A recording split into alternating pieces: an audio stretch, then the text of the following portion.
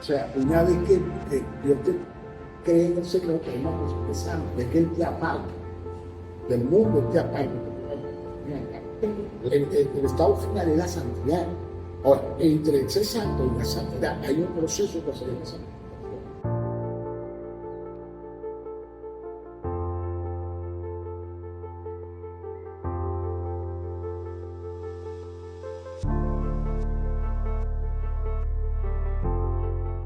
Le damos la bienvenida a un nuevo episodio de nuestro podcast A Cara Descubierta. Tenemos otro episodio con nuestro apóstol Alberto Cabeza. Bienvenido, apóstol. Gracias. Hoy queremos abrir nuestro episodio recordando algo que el Señor Jesús hizo antes de ir a la cruz, que fue orarle al Padre y pedirle una cosa que está vigente hasta el día de hoy: que todos sean uno como Él y el Padre es uno. En la iglesia primitiva, continuando con el tema de la iglesia primitiva, hubo varias corrientes. Primero y principal porque no conocían qué hacer. Aunque el Señor Jesús les indicó, ellos querían tener, como todos, algo que nos guiara qué hacer en estos momentos. Ellos aprendieron a cómo manejar una iglesia, a cómo crear discípulos, a cómo ir expandiéndose. Uno podemos tener como el judaísmo y también podemos tener el apóstol de los gentiles, que fue el apóstol Pablo. Háblanos un poco sobre eso.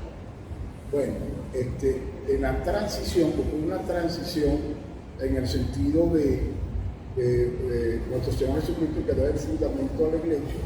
Acuérdate que la historia nos dice, los evangelios nos dice que nuestro Señor tuvo problemas con los fariseos, con la religión, con el judaísmo. Esto fue con el judaísmo y los fariseos, lo que representaban los fariseos y los saduceos. Pero estaban representados por el Sanedrín.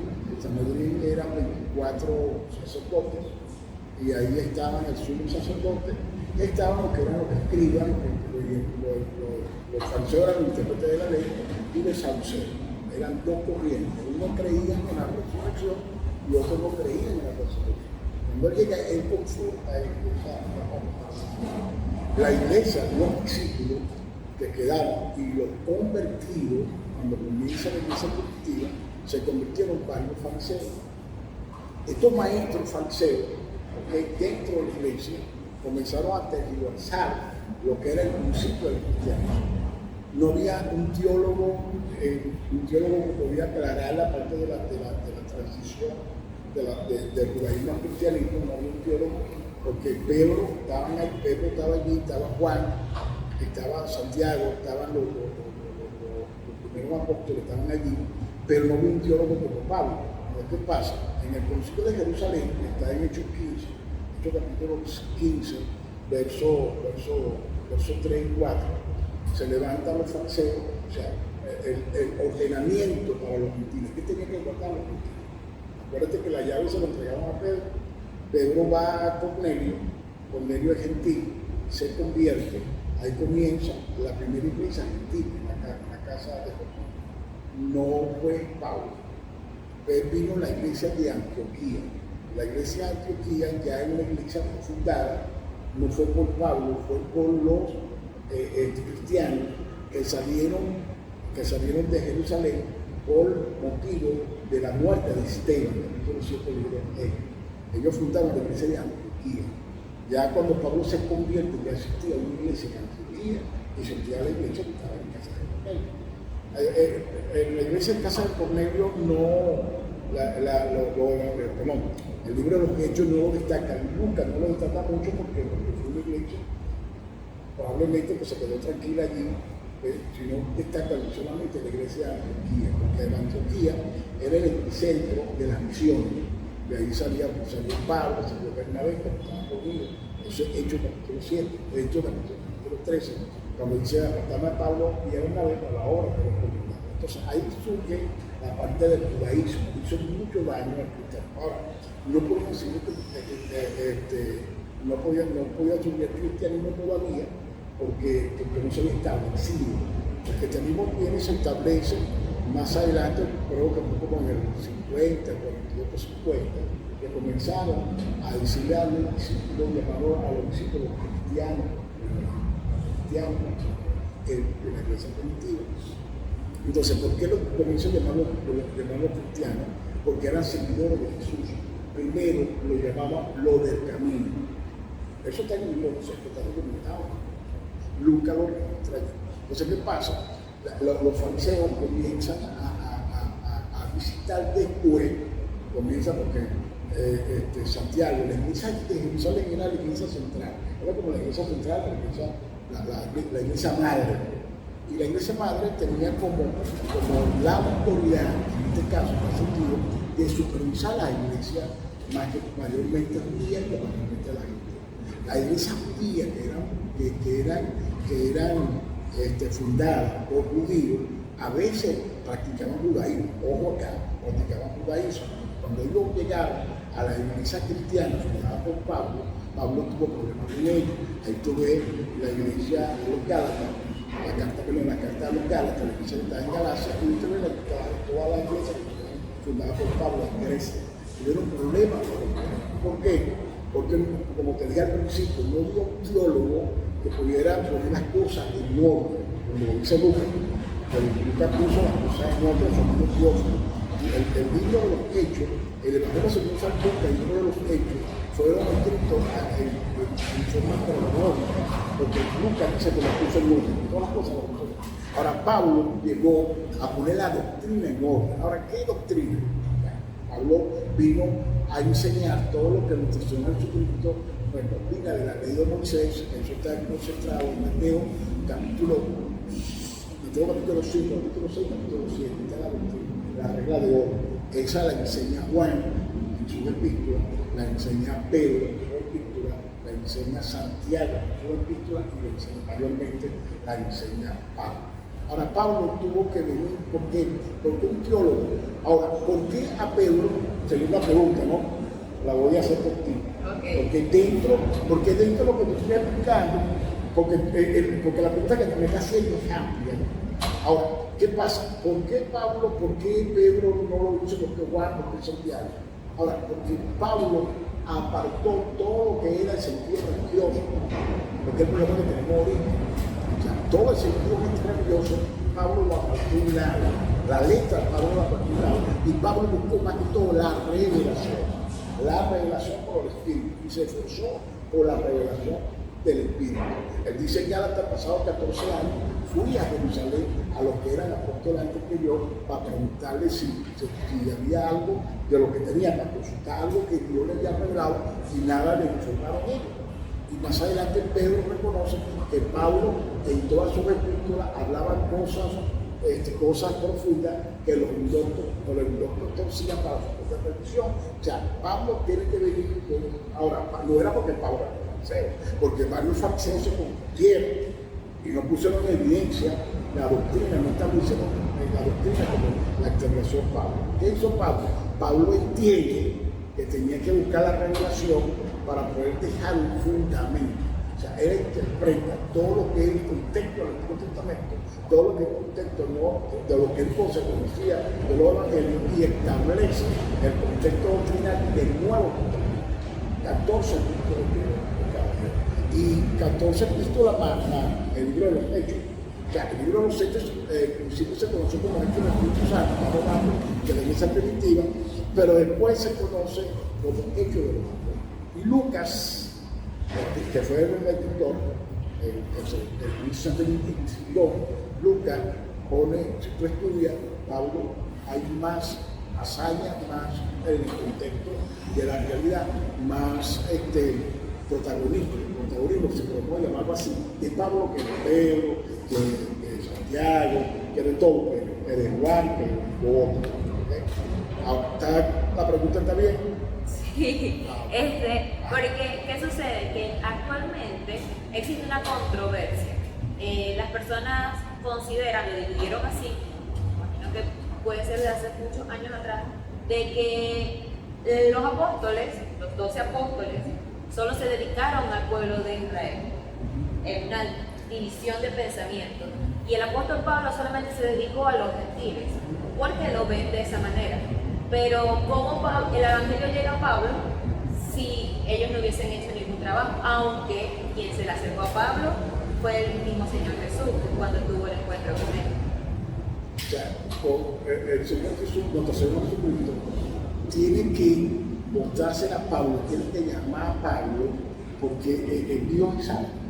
Yo sabía que la iglesia, los principios que él estableció, no podía manejarlo a esta persona.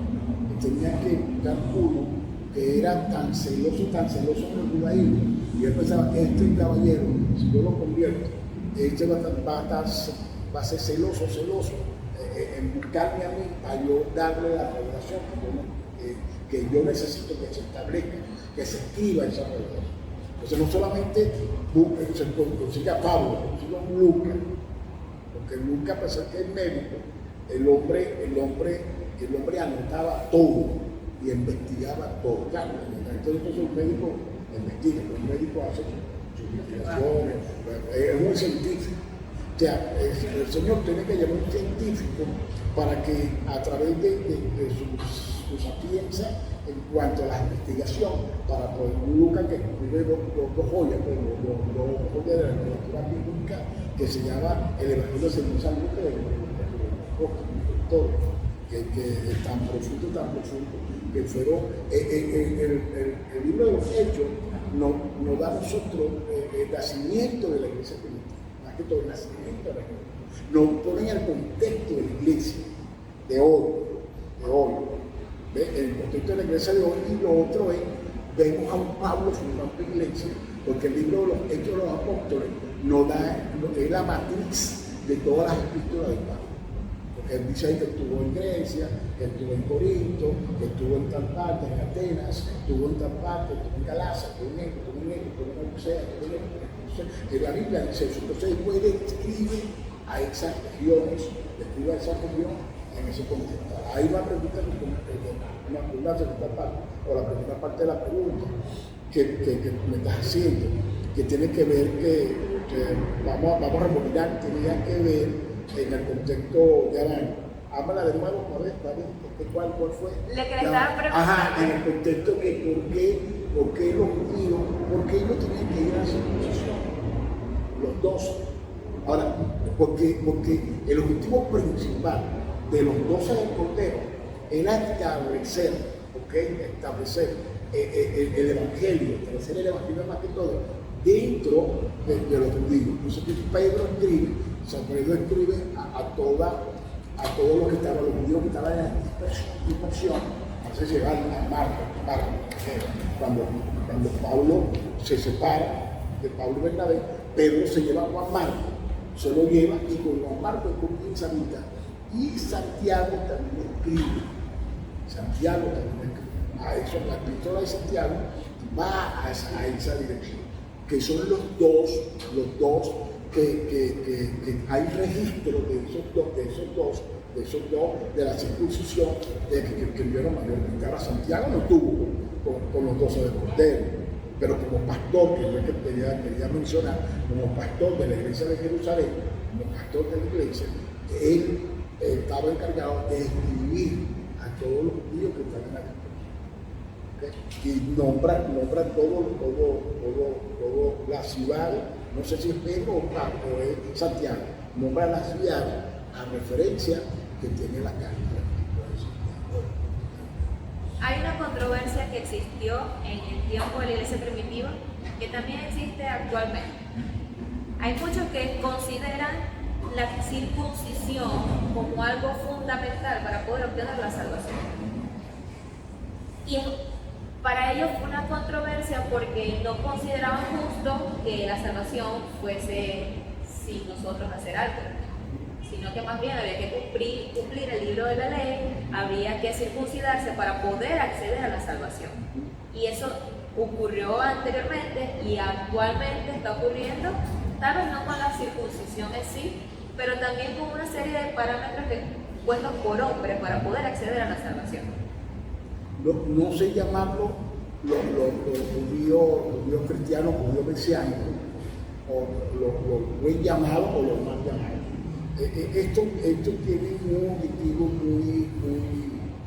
muy específico, muy puntual. O sea, los judíos mesiánicos,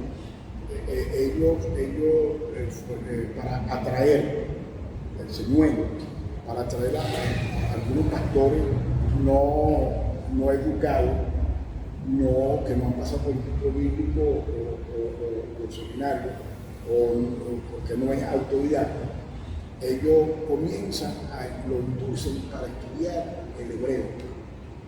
Ellos dicen que el hebreo es el idioma original, que esto es que no es bíblico, es arameo, hebreo, también era siriaco, que fue el más antiguo. ¿Okay? El más antiguo del idioma era siriaco, y pues pasa el arameo, el hebreo. Entonces comienzan a maestros, porque hay dos corrientes maestros del judaísmo. De los judíos, hay varias corrientes, hay dos escuelas más formales, que ahorita no me acuerdo del nombre, pero una de estas escuelas entra y presenta esta modalidad para que estos pastores pudieran abrazar lo que llamamos hoy los judíos mesiánicos. Una forma de ser judío, pero creer en el Mesías. Acuérdate que en Israel, el judaísmo hoy en Israel no te crean en el Mesías, aunque en Israel hay iglesias que te creen en el Mesías, y también hay iglesias cristianas, muy pocas, o sea, están reguladas por el ley. Entonces allá impera más que todo el judaísmo. Entonces esto, la parte atractiva, lo que te quiero señalar es la siguiente. Yo le pregunté a un apóstol amigo, no te voy a decir la ciudad profesional, eso es muy íntimo, y no quiero hablarlo por la cámara. Yo le pregunté, ven acá.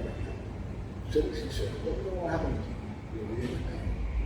Y lo que tú estudiaste los tres tomos, que son la Biblia, ¿verdad que te mandaron a simplicidad? Ahora carne de la nación.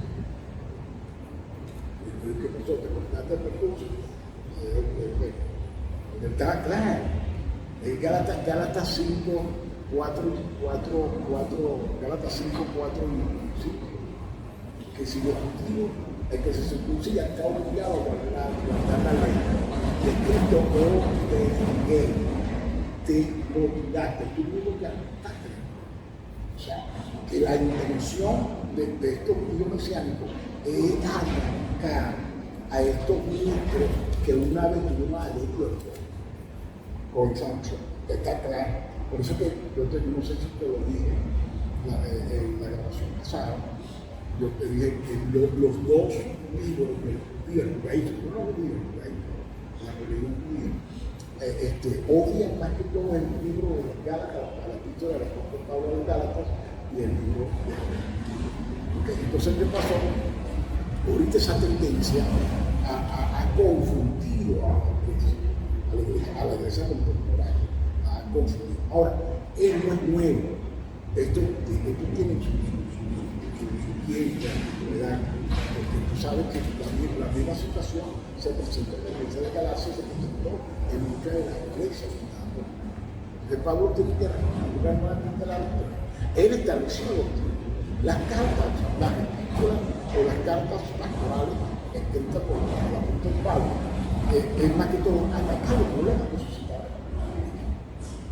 Todos los problemas. Ahora, los problemas de la iglesia contemporánea hoy son los mismos problemas que tuvieron la iglesia primitiva o las iglesias fundadas por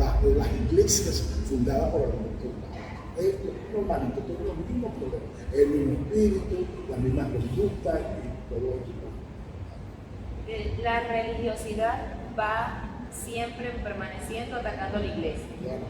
Y por eso también hay estas problemáticas en donde alejan también a los nuevos creyentes, porque desde que llegan a una congregación los atacan, bueno, tienes que dejar de hacer esto y esto.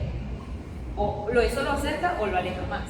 Y también por eso tampoco permiten que alejan a las personas que ni siquiera han llegado a la iglesia.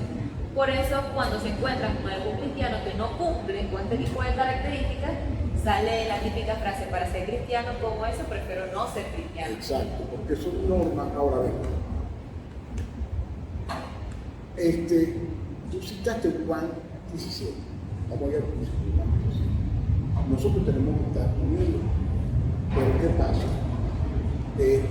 Hay una cosa que converge en todo, que es la doctrina, hay que ser punto doctrinal, todo. Pero dentro de la iglesia hay dogmática. ¿Para qué es la dogmática? La dogmática es declaración de fe que no resalta de cierta determinada doctrina.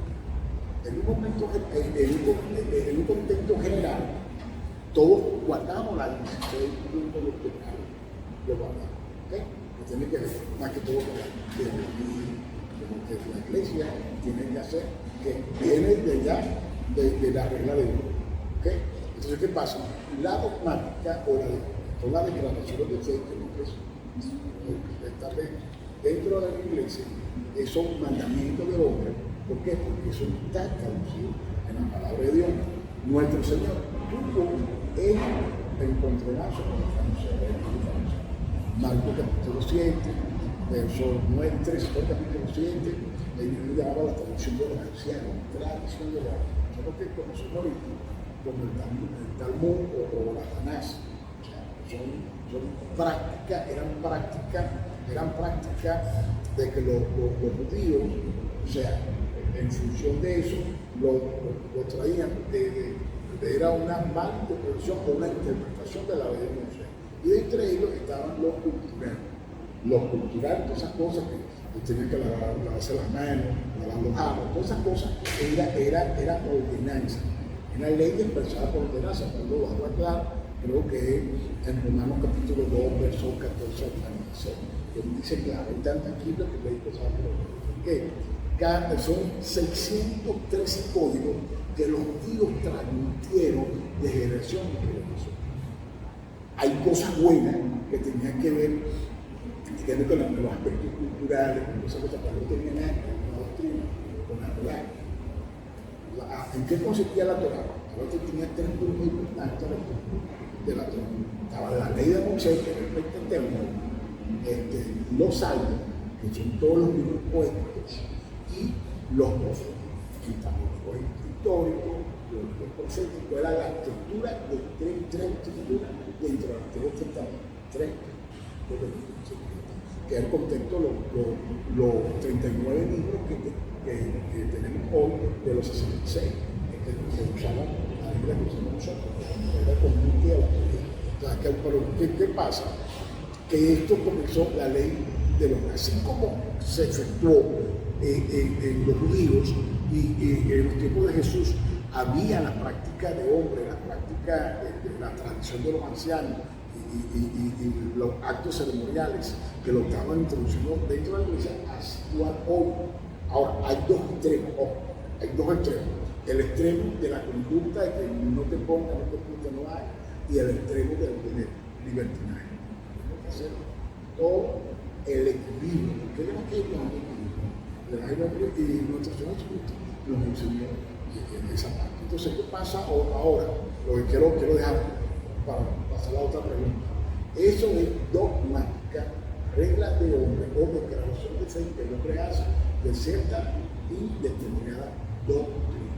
Ellos dicen que es doctrina, y te lo dije al principio, que doctrina está basado, fue lo que Cristo enseñó en nuestro Señor Jesucristo nos enseñó en Mateo capítulo 5, Mateo capítulo 6, Mateo capítulo 7, y eso es lo que está allí. La regla de oro fue corroborado por los apóstoles, por Pedro, por Juan, por Santiago y por Pablo. El Señor Jesús, Él nos enseñó cómo poder manejar esas circunstancias hasta con las personas que son religiosas. ¿Sí? Adicional que Él no considero que a pesar de ser Dios, no los desechó. Primero les dejó la verdad presente y cada vez que conversaba con ellos. Hay personas que consideran que la salvación no se pierde si no se cumple nada. O sea, nosotros fuimos salvos, siempre salvos y nunca tomamos eso en presente. Oye, te estás metiendo para los otros. Entonces, por esa parte, nosotros tenemos que guardarnos, porque ciertamente no estamos siendo religiosos, pero también sí, al momento de leer la palabra siempre te confronta y te dice, tú lo estás haciendo mal, tú lo estás haciendo bien. Y también sin olvidar que no consideres que estás haciendo todo bien, porque no vaya a ser que luego te equivoques, y allí tenemos que estar siempre buscando del Espíritu Santo, que es el que nos va a guiar. La pregunta es específica, si la salvación se pierde, sí o no. Y lo otro es que la respuesta puede ser muy amplia. Ahora, la salvación no se pierde, lo que se pierde es el creyente. ¿Okay? Pero queremos aclarar un poco. Ahorita en muchas iglesias hay un símbolo de pensamiento. Hay el pensamiento calvinista, que tiene que ver el calvinismo. Eso fue un teólogo llamado Juan Calvino, que puso 5 puntos doctrinales: la soberanía de Dios, puso 4 puntos, no venían preparados en esos 4 puntos de la soberanía de Dios. Tenía que ver, la salvación no se pierde, y lo otro. Más adelante se me acuerdo que lo voy a decir. Entonces, dice que no se pierde. Ahora, la salvación no se pierde. Cuando tú eres salvo, eres salvo. Por eso es que dice, creo que en Juan capítulo 3 dice que el que es nacido de Dios no practica pecado, porque la simiente de Dios está en él. ¿Okay? Y el creyente que tiene el Espíritu Santo, el Espíritu Santo lo selló. Ahora, ¿qué tiene que ser el creyente? Él nació de nuevo. El que es nacido de nuevo. Pero hay aquí un factor predominante. ¿Cuál es ese factor? Ese factor es que nosotros, aunque nacimos de nuevo, pero está en hombre bien.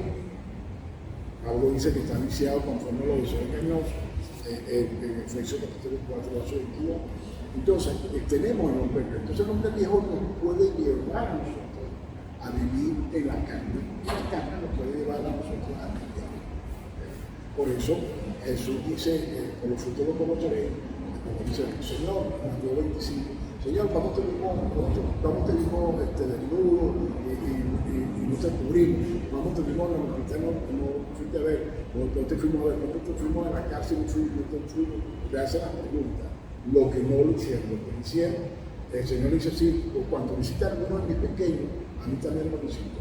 A ustedes lo dicen, porque no lo visita a alguno de mis pequeños, a mí tampoco me lo visita. Apartado de mí, se ve de maldad. Entonces, eso, echar el demonio fuera de obra en el nombre de Jesús. Eso en parte de su vida ministerial. Ellos caminaron con el Espíritu Santo, caminaron con el Señor. Pero cuando se apartó del Espíritu Santo, no sabemos. ¿Okay? Porque era lo que yo predicaba el domingo. O sea, una vez que Dios te cree en el Señor, que es una persona de santo, te llama, santo, la iglesia lo llamaba de afuera santo, es que Él te aparta del mundo, Él te aparta, como una persona aparta. La explicación clara es cuando tú picas una torta, agarras un pedazo y lo pones aparte, porque es un pedazo. No lo toca a nadie. ¿Okay? Entonces, ¿qué pasa? Así se dio con nosotros. No, para todo el mundo, este pedazo, a este no lo toca nada. A ella no la va a tocar nada. El hecho es eso. Pero el estado final es la santidad. Ahora, entre el ser santo y la santidad hay un proceso que se llama santificación. ¿Okay? O sea, con la fe es la santificación por el Espíritu Santo. Porque el trabajo del Espíritu Santo que lleva a la iglesia a tener una vida santa y sin mancha, sin la puede ser contaminación a nuestros hijos. ¿Estamos de acuerdo? Entonces, ese trabajo que va a hacer el Espíritu Santo lo hace la dispensación de la iglesia. Ahora, cuando hablamos del calvinismo, lo que pasa es que me está haciendo una pregunta, tengo que, la respuesta es larga, y vamos a dejar aquí la salvación no. Ahora, también hay otro punto que presenta otro punto teológico o otra escuela teológica que presenta 10 puntos. Si quieres, para la próxima semana la podemos aclarar. ¿Okay? Presenta 10 puntos referentes a la salvación. ¿Okay? Entonces, la historia la sé. Lo que pasa es que no tengo en el contexto, no tengo 5 puntos calvinistas que tengo que investigar y no tengo los 5 puntos arminianos de 10 puntos. Y darle la historia, eso es lo que pasó, porque hay una historia que ha pasado en eso. Pasar a otra pregunta, todos esos puntos se dieron a dar. Pregúntame cómo. Vino un predicador, en una exégeta de la palabra, un predicador en el espíritu, como un estéreo, ¿ok? porque Esteban le tiró todos los puntos, Esteban es un maestro, Esteban le tiró todos los puntos de vista que tenían los fariseos y los saduceos. Por eso fue que retiraron los dientes y mataron a Esteban. Era un predicador lleno de Espíritu Santo, que trazaba la palabra de verdad y terminó con el punto calvinista, ¿ok? Y convence a Arminio, y es que Arminio comienza y saca los 10 puntos para contra de la teoría o la teología, el punto teológico de la escuela teológica de Calvino. ¿Okay? Porque Arminio era un discípulo de Calvino de la segunda generación. Si todos al momento de confesar a Cristo tenemos al Espíritu Santo dentro de nosotros, ¿por qué existe esa división?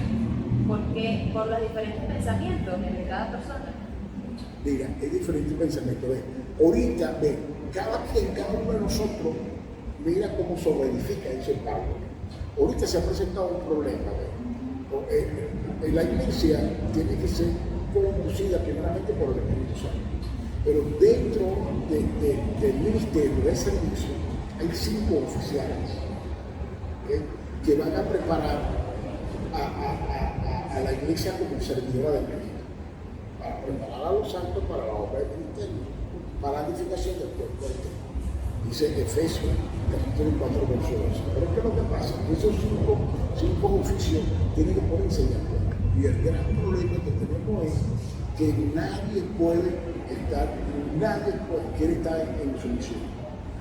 A lo que yo soy apóstol, no lo estoy diciendo de una forma despectiva, lo estoy haciendo que a la persona que se enorgullece por llegar a una posición. ¿Okay?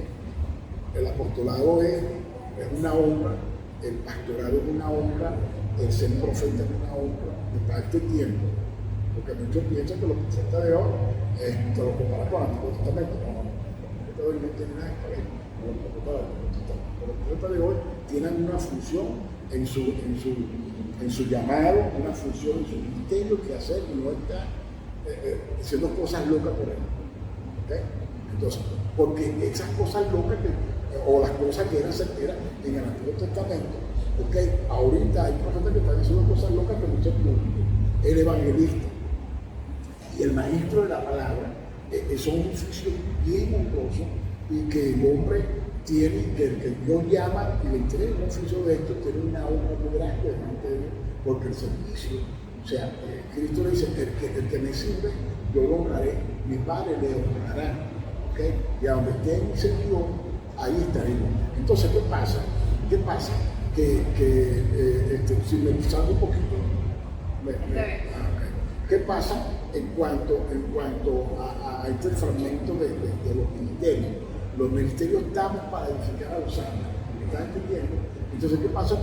Que la persona que alcanzó un nivel y dice que ya está, y entonces el nivel que tiene se le olvida que es un servidor.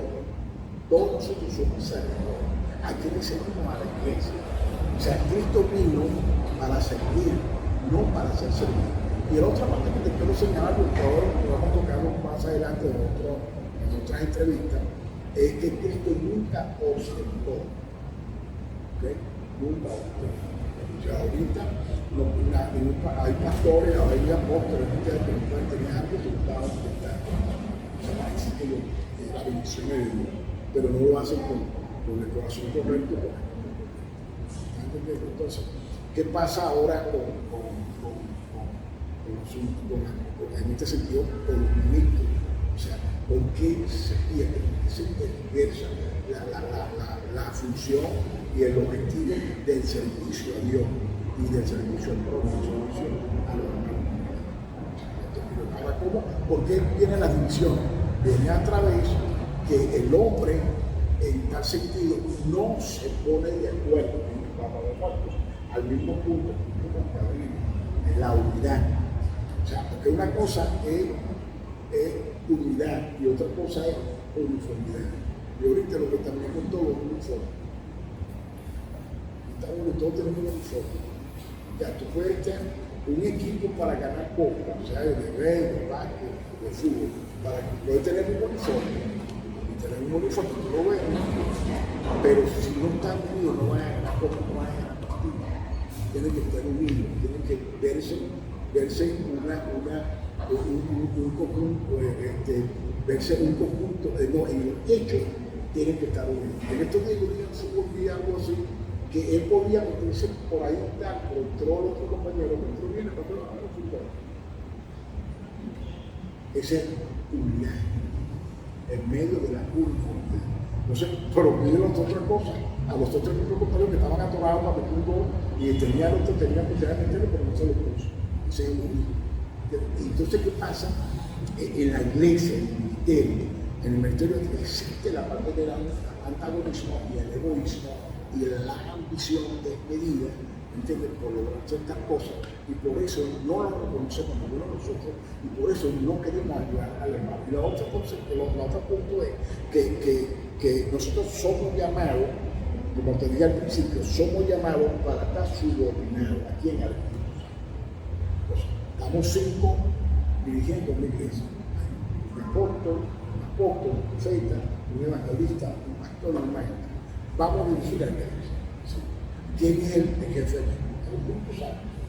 Si eso lo sabemos, si eso lo entienden esos 5 hombres que están allí, la iglesia tiene éxito.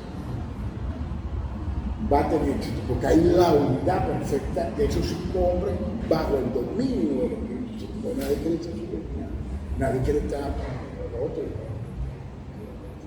Como cuerpo de Cristo alcanzaríamos muchísimas más personas, muchísimas más cosas si realmente existiera esa unidad. Por eso que la gente dice, no, están desunidos después de que llega aquí. ¿Y por qué el diablo le pone en el corazón, como me decía ahorita, con relación a los nuevos convertidos? Que la iglesia me da por Dios, y viene ese desertar de los creyentes de la iglesia por las cosas que se están viendo dentro.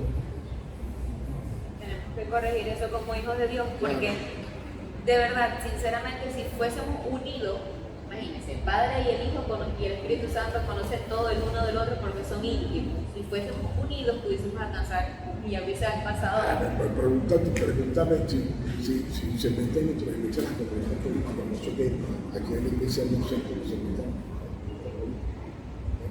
Ustedes que ustedes están tranquilos, acá ha sido aquí todo tenemos cosas, hace un sector. ¿Por qué eso viene al mundo de la iglesia? En julio, el 28, eso me dio la iglesia nacional, estaba con un corazón hacia uno, un corazón hacia otro. Iglesia, familia, amistades, todo. Entonces, por eso, ahorita la iglesia, permiso, ahorita la iglesia necesita entrar. Y yo tuve un tiempo de experimentar eso.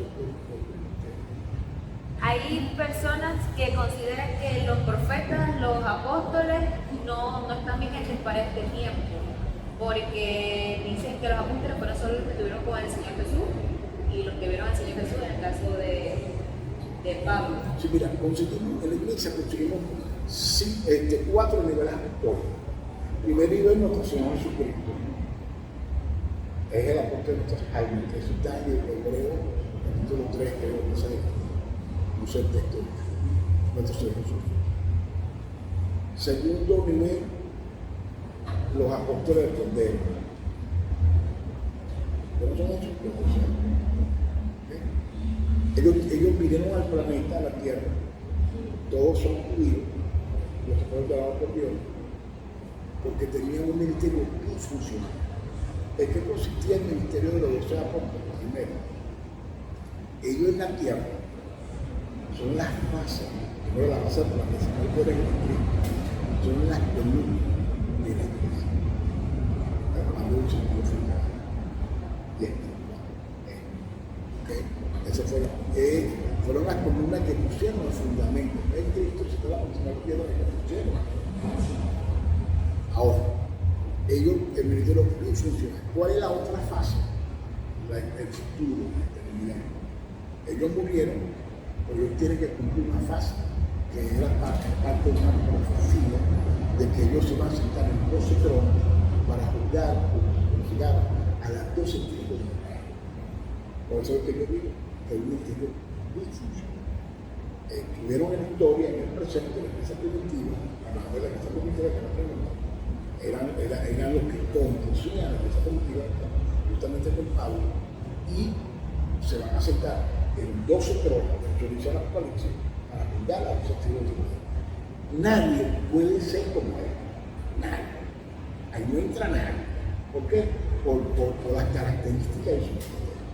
Así como Moisés quería, ahí no entra nadie. Una vez querían entrar Juan y Santiago, y no, Jesús le dijo que no, ahí no entra.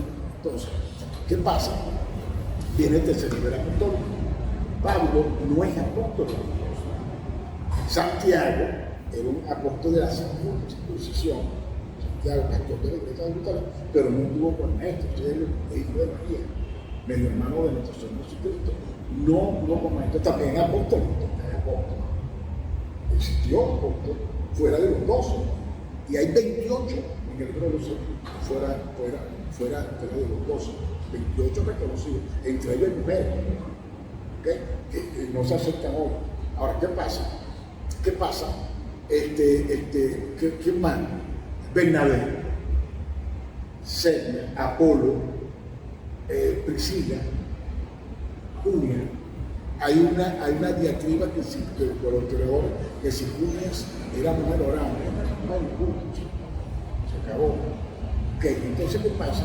Ahora, la palabra apóstol existió antes de que Cristo llegara, porque la palabra apóstol en Grecia era el cuerpo gobernante, o sea, el cuerpo de la asamblea tenía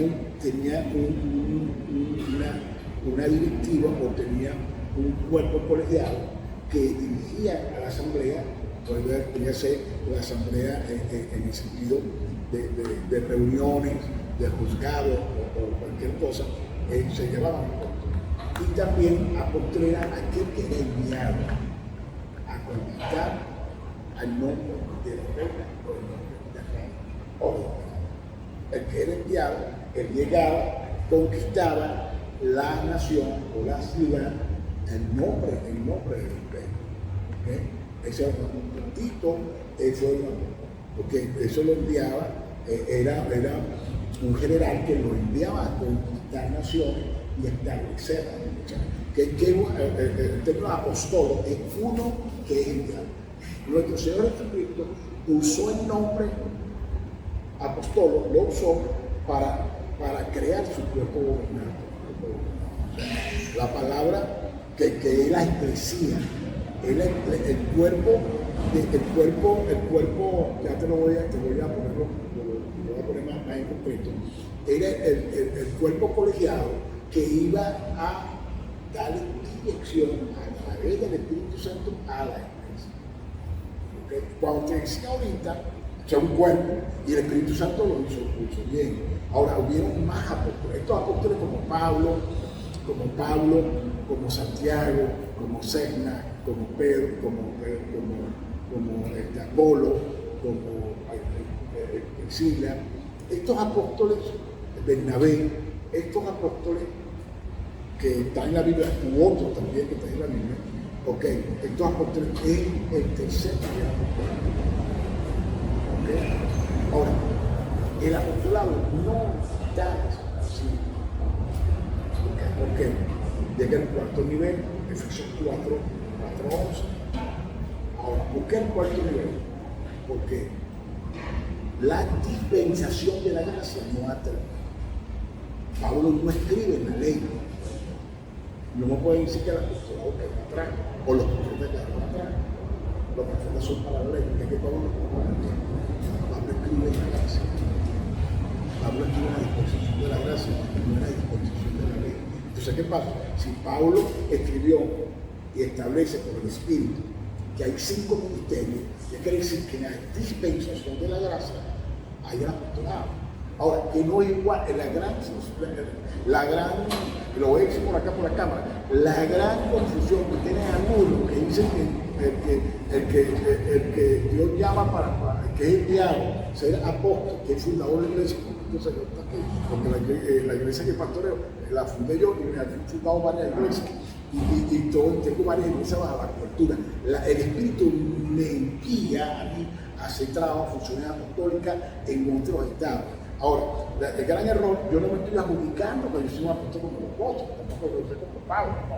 Yo estoy aceptando que para este tiempo sí existen apóstoles, no para poner un fundamento, que es la otra parte del extremo que usan los otros. Yo en un congreso de Caribe le decía que nosotros, los 5 ministerios hoy, es para mantener el edificio. Porque si nosotros lo mantenemos el edificio, por obra y gracia del Espíritu Santo, el edificio, estamos hablando de un sentido figurado, en un sentido espiritual, el edificio se puede caer. Hay muchos edificios que están abandonados allá en Caribe, Estado Portuguesa, que no nos concluyeron, están abandonados porque no le hicieron nada, y el Flix y todas esas cosas que están viniendo abajo. ¿Por qué? Por falta de qué? De mantenimiento. El Espíritu Santo está manteniendo a la iglesia, la mantiene para presentar a Cristo una iglesia santa y sin mancha, sin mancha y sin contaminación. ¿Y a quién llamó a esos 5 ministerios? Es punto. Yo no me estoy adjudicando nada, lejos de mí que uno me esté adjudicando una función que fue que Dios no me llamó. Ahora, si no me llaman, a mí que yo sé que Dios me llamó. No tú. Ahora, si me llama pastor, bueno, que me llame pastor. Si me llama maestro, no importa que me llame maestro. Si me llaman cabeza, me llaman cabeza. Pero yo no, eso no me va ni me viene. Porque ya uno sabe lo que uno tiene, uno sabe que Dios nos llamó, uno sabe cuál es la función que uno está haciendo. Y como maestro de la palabra, sé cuál es mi función. O sea, otro es que se ponga eso. Bueno, yo respeto, porque hay diferentes escuelas en cuanto a esto.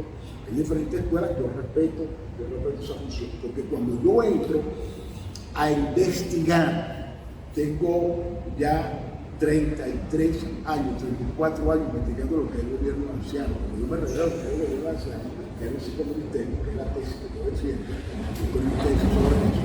Cuando yo me revelo lo que es el gobierno anciano, me lo revela en 92, y por los problemas en el 93, que Dios el Espíritu Santo comienza a trabajar en mí, me contribuye, como dice Pablo, me contribuye a buscar y a investigar lo que eran los 5 ministerios y sobre el apostolado.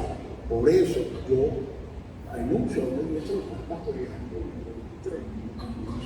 Renuncié a un sueldo que no ganaba mi gerente de regreso, un sueldo que me pagan 10.000 bolívares en el 23, que era la iglesia pagaba, y otra cosa más que yo hacía. Yo estaba bien, renuncié todo eso por lo que Dios me habló, por lo que Dios me mostró, y me mantuvo. Le dieron una persecución, bueno, atroz. Y ahorita lo que me persiguen son apóstoles más que nada, pero no saben lo que se ni han aguantado el chaparrón que aguantó por ser fiel a eso, y me mantuvo. Me sacaron para el mundo, me hicieron esto, me hicieron esto, no, aquí estoy, me va y me viene, no. Ahora, yo sé, ahora hay una confusión, para que me pase a la otra pregunta.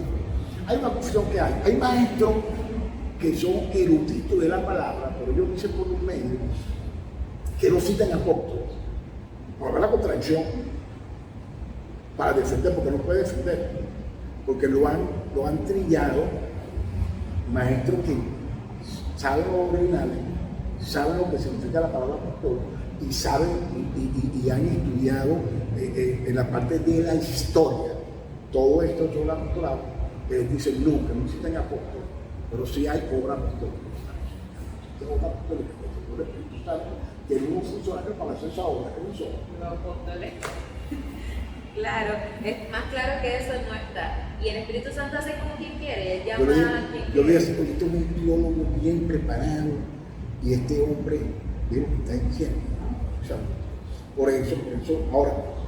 por eso lo clasificamos como te dije, ¿no? Y nadie, ahora, muchos dicen que hay el apostolista, que es el apóstol del Valentín, esas cosas, bueno, eso es otra cosa.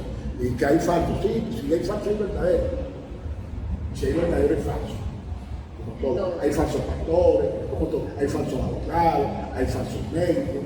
En República Dominicana está una hermana que está presa porque ella se ubicó que ella era neurolingüística, terapia de esto y de otro, que tenía magíster y toda la cuestión, no tenía nada. No, era una tremenda autodidacta, sí, pero ella, bueno, en función de eso, ella dijo que estaba graduada y que tenía doctorado y que era magíster y tiene un problema legal ahorita. ¿Okay? Entonces, que el que se autodenomina autosenógrafo, ya eso es un problema que él tiene que dar cuenta a Dios y darle cuenta a la sociedad si comete un mal. ¿Y qué pasa con esas iglesias que esos falsos apóstoles fundan, con las personas que llegan ahí? Mira, cuando llegó el movimiento, en los años 92, 93, entra en lo que se llama el movimiento de prosperidad. El movimiento está.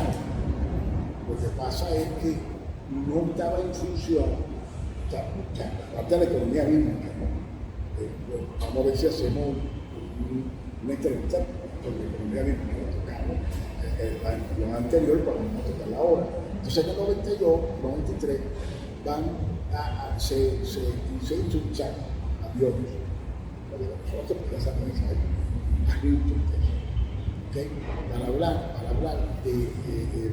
fueron invitados por la iglesia de estaba el padre de John Austin. Yo tuve la bendición de estar en dos conferencias de él aquí en Venezuela. Tuve bastante que hacer de él, tremendo hombre de Dios, que ya estaba, pero él dio la sobre lo que es la economía. Y fueron muchos pastores allá, ¿okay? Para algunos aprovechar, el pastor no, algunos aprovechar para predicar a alguna de las iglesias de Estados Unidos para $3. Tenían una buena intención, yo no critico eso, yo no critico eso. Pero otros fueron aquí lo que era a aprender, lo que era la parte de la economía. Entonces, eso lo llamaban. La doctrina era prosperidad. Yo traducho, pero ve la controversia que se presenta, ¿no? Ok, no enseñan, no buscan por aprender, le tiran duro a algunos que ya estaban caídos, algunos que ya estaban, su ministerio ya estaban en los pisos, fueron para allá y cuando llegaron se aprovecharon. Y eso, algo que iba a sacar a la iglesia de la miseria, o sea, una doctrina o una palabra que iba a sacar a la iglesia de la miseria, la bíblica en toda su estructura, la perturbaron, la permitieron, porque comenzaron a sacar ganancias. Así pasa está pasando. ¿Okay? Entonces, como la pervierten, quieren pervertir algo que Dios va a establecer para que la iglesia funcione. Algo que Dios estableció para que la iglesia funcione. ¿Okay? Porque ahora, ¿por qué te hablé de niveles? Porque eso está en la Biblia. Eso está en la Biblia, eso está claro. Ahora, yo no voy a poner un fundamento. El fundamento está puesto. Pero ¿quién? Tanto como los que critican al apostolado, los maestros que critican al apostolado, tanto como yo, que estoy un pastor de la palabra, ¿okay? Tanto como usted, tanto como yo, le estamos haciendo mantenimiento del pueblo. Porque por eso Dios lo llamó a nosotros, por eso Dios no hubiese llamado, juntamente con el Espíritu Santo, porque el Espíritu Santo está preservando la iglesia en su santidad. Y nos llamó a nosotros, hombres y mujeres santas, para preservar la iglesia en su santidad. Entonces funciona eso. Y hay 5 ministerios. Entonces, si Dios me llamó, ¿para qué me llamó? Si Dios me saca de donde me sacó, ¿para qué me llama? ¿Para qué me llamó? ¿Para qué me dio? ¿Para qué me da 3 oficios? ¿En función de qué? En función de preservar y guardar su iglesia, juntamente con el Espíritu Santo, para que el Espíritu Santo, en función la función del Espíritu en mí, presentar la iglesia en Cristo. Él, no yo. Él va a presentar la iglesia en Cristo. Y yo hago el trabajo por él. O sea, él hace el trabajo y yo lo ayudo a él a hacer el trabajo. Es como lo que yo hablaba en estos días, que dice que es como si Dios rogara por nosotros reconciliados con Dios, porque Dios maldijo por el mundo reconciliando el hombre para con él, no tomándole en cuenta el hombre su pecado, y darle a nosotros el ministerio de la reconciliación. Entonces, si yo voy a reconciliar, yo no voy a reconciliar, sino el Espíritu Santo. No, Él me está llamando a mí, que tengo que predicar al mundo para reconciliar el mundo para con Él. Él me estaba llamando a mí a levantar un caído, para que ese caído camine nuevamente en la obra de Dios de Jesucristo. Y nuevamente le hago la pregunta. Sí. Y si no es un apóstol, si es un falso apóstol, ¿qué ocurre con No, esa iglesia? problema. Ahorita me están hablando, ciertos problemas que están pasando, que hay falsos, que tienen, algunos están ministrando sin casarse, y en concubinato, lo que ministran, casi todos están en concubinato. Claro. O sea, hay de todo en la viña del Señor. ¿Okay? Cada pastor que ande a ese nivel bajo, él va a tener en cuenta de sí. ¿Okay? Hay algunos, puede ser que Dios lo llamó,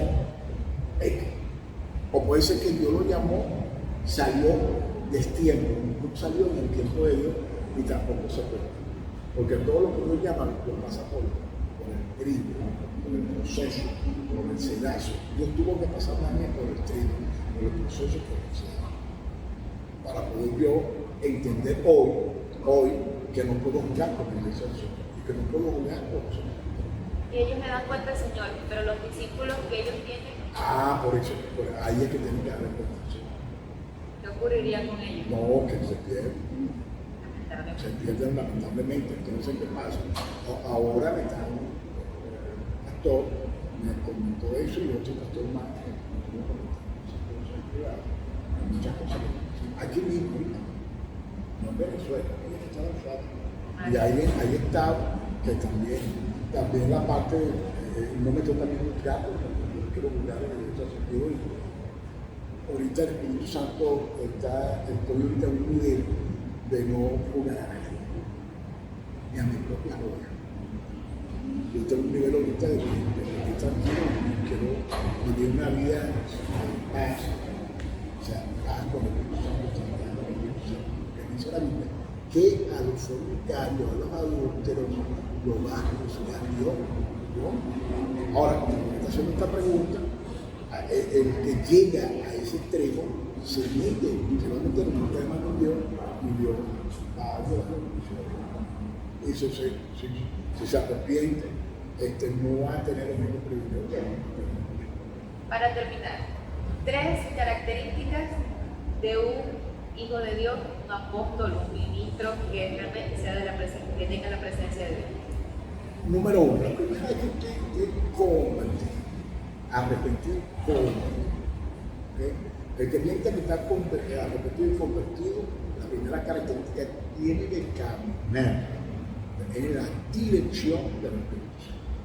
Tiene que vivir en esa dirección y vivir bajo la doctrina que establece el Espíritu Santo a través de su palabra. Que la iglesia, los maestros de la iglesia cuando pasa a nivel de líder, tiene que mantenerse. Y si va a pasar al ministerio, lo primero que hace Dios, como a una persona que está dentro de la congregación, dentro del cuerpo, que va a pasar para el ministerio, él lo aparta, lo llama. El llamado es está bajo el manto, bajo la unción, a esa unción. Así lo hizo el diácono. La usó para prepararse para su vida.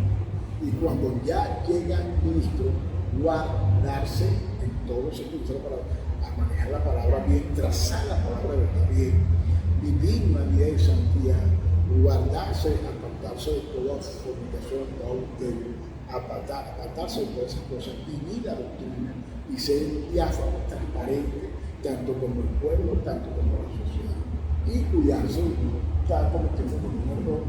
Y si cometimos, ya se comete un error, reconocer y aceptarlo.